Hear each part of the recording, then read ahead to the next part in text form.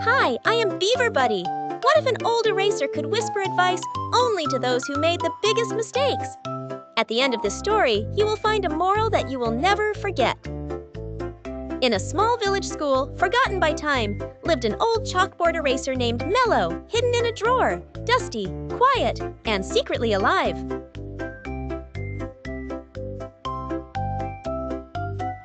Most students grabbed newer tools, ignoring the cracked sponge, until one day, shy little Nilo failed a test and grabbed Mello by chance.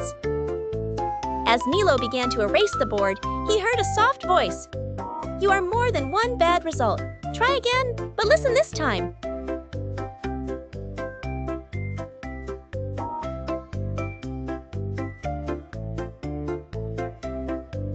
The next day, Nilo stayed after class and used Mello again. This time, the voice said, "Failure doesn't follow you unless you carry it."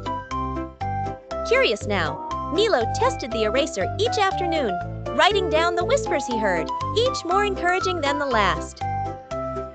He called them the lessons of Mello and began improving, not only in school, but in confidence, helping others with what he learned. But something strange happened. When his popular classmate Lyra tried Mello, the eraser stayed silent. No whispers, just chalk dust. Lyra tried again, pretending to regret copying homework, but still, nothing. She threw Mello across the room, frustrated. Nilo ran to catch Mello, his heart racing. "Don't worry, I'll keep you safe," he said softly, and the eraser hummed with warmth. The next whisper came gently. "True learning comes when no one's watching. Share that, and the silence will disappear." So Nilo did. He gathered students who struggled and started a small after-school group called the Rewrite Club. Together, they used Mello to reflect on mistakes, not to erase them, but to understand and grow from them. Even the grumpy janitor peeked in and smiled, seeing the dusty classroom now filled with hope, laughter, and chalk drawings. Just when everything felt perfect, Mello stopped whispering. Days passed. Nothing. His soft voice had vanished completely. Nilo panicked. Did I do something wrong? He cleaned Mello, apologized, even cried. But the silence stayed. That night, Nilo dreamed of the eraser glowing in the dark, whispering, "You no longer need me. The wisdom is now inside you." He woke with tears in his eyes, realizing that Mello had fulfilled his purpose. He had passed on the strength to listen inwardly. Yet something even more incredible happened. Lyra, who had secretly watched the group, asked to join, this time truly willing to change. Nilo gave her Mello gently. She held it, nervously erased a sentence, and gasped. "I heard something," she whispered.